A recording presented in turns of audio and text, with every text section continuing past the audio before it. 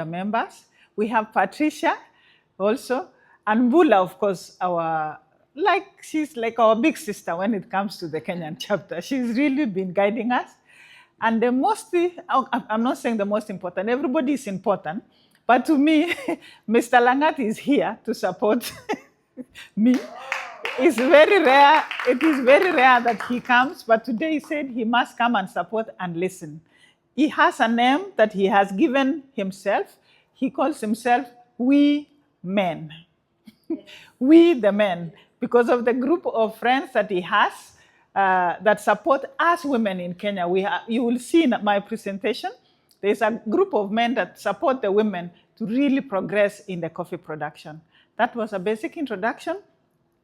My story today is about my journey in coffee, my journey into the coffee industry. It hasn't been a long one. It's actually been like from 2016. It began from a classroom. I don't know whether I can be able to scroll, or I'll be asking you to just scroll to the next one. Yeah, the next one, the next. Yeah. Yeah. Oh, yeah. Thanks. Where is it? Where is it? So you'll have to be turning for me? Yeah. Sorry. Okay. So just basic introduction first. Let's go back to the other slide. Let's go back to the initial slide. Yeah. Okay. So I call my story From the Hills to the World. But before the story started getting to the world, it actually began from a class to the hills. Why am I saying this? In 2016, so just go to the next. Yeah. So I wanted to give a slight background. In 2016, I did my doctorate in business, but the focus was on market information systems among small-scale farmers. And when I went around collecting data, when I went to the households, one key thing that really struck my mind was the fact that the information that I was given by the women. The women had the information, but they did not want to give me the information. They said, wait until Mzee is the owner of the house in our language, Swahili. Until Mzee comes, then you will get the information. But I was like, but you have the information, but you are the ones who are doing the farming. They said, no, it's until Mzee comes home, we'll give you the information. Then I asked them, where is Mzee? Where is the man? They said he has gone somewhere, is at the shopping center, is somewhere. But he still has to give us the authority to give you the information. So I kept going back. But then I noticed a pattern that even this information that the women have is third-party information. It came first from probably a classroom, and then it came to the men during the community trainings that take place, because most of the community trainings that are done, women are not available to receive that information because they are busy out there, maybe taking care of the children, taking care of the farms, so they don't get firsthand that information. It has to come to the man first because he's available to go for training in a hotel. And then after that, then it comes to the woman. Then it clicked in my mind that yes, maybe there's actually a raw deal when it comes to women getting the information from the classroom direct to them. That time I had just completed my doctorate. So immediately after, of course, my research and presenting my paper, one of the key questions the professors were asking me was, are you sure your research is not compromised if actually you are getting information from the people that did not have the authority or did not get it firsthand? And it really clicked in my mind that for sure, what we need to do is to get this information direct to the women. We have to get the women involved when it comes to information dissemination from the classroom to the farms, to the women. So now coming back, cutting the story short so that I come back to how we got into coffee, we looked around and saw, because we had been doing tea, we do tea in where we come from, but we realized that coffee is one that can really involve almost everybody in the value chain. You have the women at the beginning in the farms, you have the young people as baristas, you have the men actually along the value chain when it comes to trading and all that. So we said we will get into coffee. And again, the coffee farm that we had was originally a farm that coffee had been planted, but people had abandoned, of course, because of commercial issues, because the coffee trade had gone down at one time in the region. Then we decided, let's get into coffee and see how we can pass this information. So that is how we got into coffee as a family. And like I said, I appreciate the fact that Mr. Langat is here because he really put in a lot of money to help us set up this coffee farm. So the coffee farm is called Chepsangor Hills Coffee. We grow coffee, we pulp, and export. But more so, we work with the community around us, and specifically the women. When we first got there, one of the questions they kept asking was, can you give us some work? And what the work they were doing were mainly doing illicit activities like burning charcoal. We are not allowed in our country to do charcoal because the country is trying to do protect forests. They were brewing illicit brews. And the women really, you could see they were suffering. But we decided, no, I think we can help each other. So the first meeting we had, if you can scroll the next year. Yeah, so you can see from the class to the hills, if you can see the first picture, that is some of the meetings that we had with the women. We would sit on the grass and talk, and we would discuss. They said they would be happy to do something that will give them some economic income. So here they were discussing among themselves in our veranda, saying that they could actually do something. They could actually do coffee. They could grow coffee and earn an income. I specifically put this picture because this is a meeting that Mr. Langat convened for the men. You can see all of them are men. These are men who are the husbands of those women in the community. And they had a discussion and agreed that they will allow them to plant the coffee in the farms. Because like Catherine was asking, most of the time the farms do not belong to the women, especially the small scale farms in the rural communities. They do not belong to the women, but the men have to give the authority. So in this meeting, it was a very serious discussion where I was helped by Mr. Langat because I wouldn't, as a woman, it would be hard for me to go and tackle the men and ask them for their land. But when they hear their fellow man asking them or telling them that actually it would benefit their community or their household, they would listen. And for sure, that discussion was done. And we now started providing seedlings because one of the key things that we realized is that they did not have a way of getting the seedlings to plant the coffee in the land that they had been given. At this point, we gave them each 40 seedlings, and these were about 60 women, and they all planted. And that was around 2020. You can see some of them harvesting. In 2022, they started harvesting the coffee. We had a big event. We normally call it 10-10, the 10th of October. And the women brought the coffee for Thanksgiving. So one of the key points that I would say here is that we have to connect the dots, because I was putting these hands because we have to connect the dots. We that have gone to school, if we are lucky to have gone to school or to have been exposed, that you can be able to come here and see things.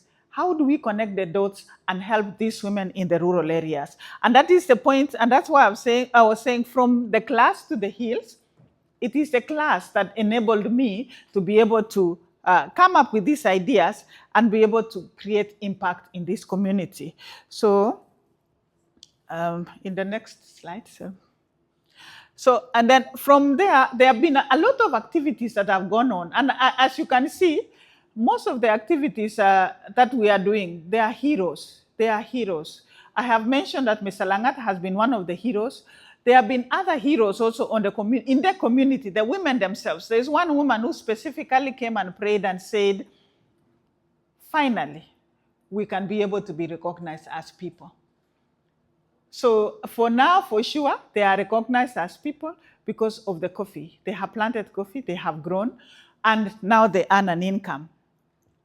But from out of the hills, it is not just the knowledge that we took to the hills and started planting coffee and gave them ideas. There's so much that has come out of the hills.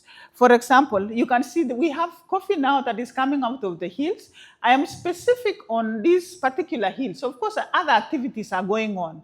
Maybe where Catherine comes from, maybe where Patricia is coming from, maybe where Mbula comes from in the entire Kenya.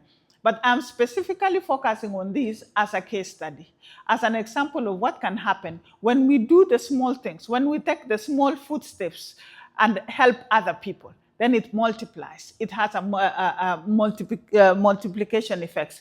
So out of those hills that are called Chepsangor hills, and these are the real hills actually, exactly where the activity is taking place, we have now grown coffee over 70,000 trees. Of course, that's small when it's compared to Brazil, but 70,000 to us is a lot, especially starting from nothing.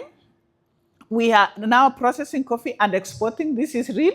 And this is another woman also in coffee that we are working together. She's called Gloria. And this is some of the members of the chapter of Association of Women in Coffee Kenya chapter, because out of the activities that we've been doing in the hills, we've been able to work together and come now to the Kenyan chapter and attract the attention of the Kenyan chapter. Many times the members of the Kenyan chapter come to visit and see the activities that are going on. As you can see here, Mbula came and was training the women on how to brew coffee. These are simple activities that we take for granted. Most women had not even seen how a coffee bean looks like. They only harvest the cherry, process, and it's taken away, but they had never tasted, leave alone knowing how to brew. So right now, and a lot of them have been exposed. They are taking so much to the world in the sense that they are giving an opportunity to others to come and share their knowledge from outside. As you can see, there is also, they are already branded. They have an association of women in coffee that is called Chepsangor Hills in Women in Coffee. There are now about 60 members. Initially, there were 100, but a few of them have dropped out. The serious ones are 60. And occasionally, when we have visitors, this is one of my friends called Erica Cross, Dr. Erica Cross. So she had come also, and they are able now to do a lot of activities. They do a lot of artifacts. They use beads and sell that. So other than the coffee that they are planting and selling, there's so much that is being done now. So generally, there's so much that is coming from the hills. Before they were receiving, now it is going out. Coming back again to who the heroes are here, the heroes are all the women that are involved. You can see these women from the Kenyan chapter, they go down to the ground and help them and train the women and show them things that they had not known before and explain to them how they can be able to produce good quality coffee. So what does the future look like then in Chepsangor Hills? We see a lot of happiness. We see a lot of more empowered women. As you can see in that first circle there, the women of Chepsangor had gone to another community in another place called Mount Elgon, which is some distance. Some of them, it was their first time to have ever gone like maybe 50 kilometers away. They had not traveled, but they had traveled at that particular time. We see a lot of that happening now. We see a lot of synergy, a lot of working together with other women in other regions. In fact, they've done more than twice now or 3 times going to speak and even encourage other women in other rural areas. We see the young people coming. In fact, our future and our dream is that we want more young people. As you can see here, there are 2 young people that are training. We have a lab at the farm. So they had come to train on basic coffee brewing, basic coffee roasting. And we have here one of the young people also from the Chepsangor. I had gone with her to Copenhagen when we are at the expo. Though most of them may be living out, they are very keen now. They want, specifically the girls, they are very keen They want to know about coffee. They want to know about what happens, and they want to see which part of the value chain they can fit in. We also have a brand out of Chepsangor Hills Coffee. It's called Tulon. Tulon in that particular community means the hills. So sooner or later, they'll even be a brand. They'll be domestic consumption. And as I mentioned, when Bula came to train the women, there has been an increase in domestic consumption because we know the women are the ones who are able to convert the households to drink more coffee. From that time, we even have had to actually roast coffee and brand and take it to the ground because many people are now asking for coffee. So generally, the future is quite bright out of this activity. My story is about, and I'm very specific on explaining the small activities that we have taken so that we can all see that it doesn't have to be a big thing. It can be a small step that we take that can influence a bigger community. So this is another example of the small steps and how the ripple effects happens. So this I call the echoes from the hills. Coffee makes women notable. This notable is a very interesting word. Why? Because now, out of Chepsangor coffee that we make with the other, we produce with the women that you have seen, we have been able to team up with other women from other hills. Other hills like, this is specifically Mount Elgon in the same region. And this was the first time we were exporting a full container. And you can see these are all women that we came together. So now you can see the connection now from the women in the rural areas, the small women who are producing even, some of them produce even up to 20 kilos. It's not much, but it's all combined together and it's put together. And then plus other women now, we are able to export coffee. So my point here, again, my story, and I keep saying my story because it can be done. It can be done. We as women can be able to come together and put together and be able to export. Even when you go to the Kenyan stand today, we have a stand for women in coffee called North. This is the group now that we consolidated to enable us export coffee. It is not, I should call it almost like a sub-chapter actually of IWCA because all these women are members of a Kenyan chapter. It's only that we are in one region and we are putting together coffee to be able to export. And we have seen a lot of interest from buyers who come and insist that they want to buy coffee from us. And as Mr. Langat is even here, he can tell you, they are happier because it gives more market to their coffee. Because again, most people prefer to buy coffee from the women, especially when they see the impact that it does on the community. So coffee actually makes women notable. Why I'm saying notable, every time we were, and maybe Catherine knows this because we normally go to her office because they do a lot of exports and they facilitate logistics for exports.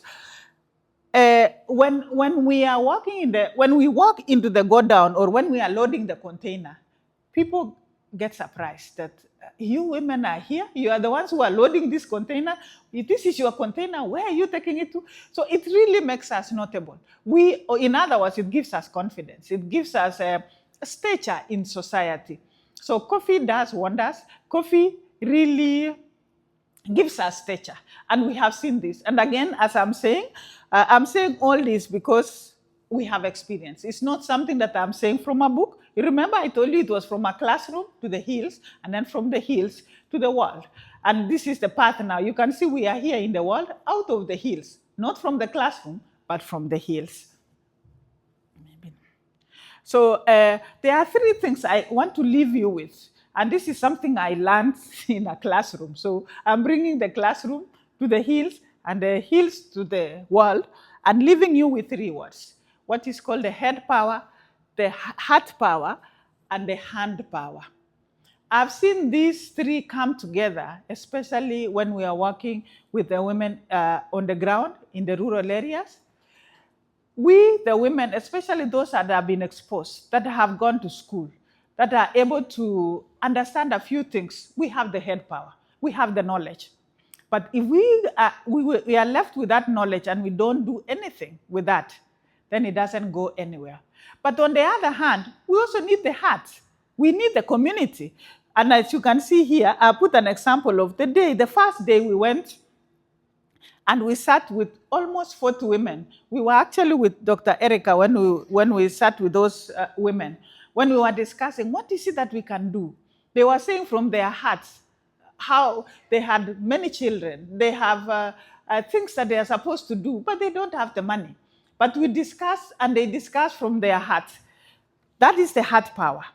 Then the hand power comes in. I know many of us may not be willing or may not be able to go to the farm and produce coffee, but the women can be able to produce. There are women in the rural areas that can be able to produce. So you can imagine the power that we all have as women, those that have gone to school, those that are in the urban areas, those that are roasters, those that are baristas, exporters.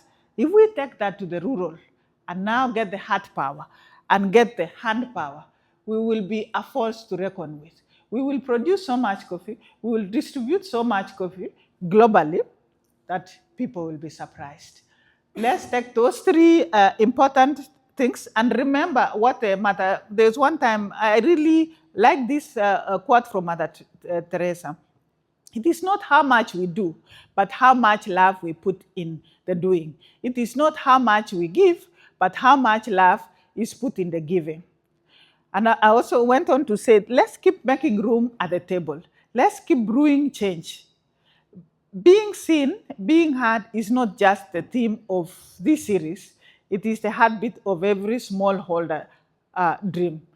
All those women that are in the rural, and I'm specific on women because we are in an IWCA event, all those women in the rural, they want to be heard. They want to be seen. And I started, when I went to the hills, you remember the first diagram was from the class to the hills. I went alone. And I used to travel alone. But when I came back now from the hills to the world, I am with all the women that we work with. As you see me here, as I stand here, it is 100 women. It is 1,000 women that I'm standing for. It is their voices that I'm speaking. Even as we go back, let's speak for them. Let's talk for them. There's so much that we can do. If we are able to get here, we can speak so much for those women, and we can do great things. They are our heroes. They are the ones that are in my capsule. Thank you so much.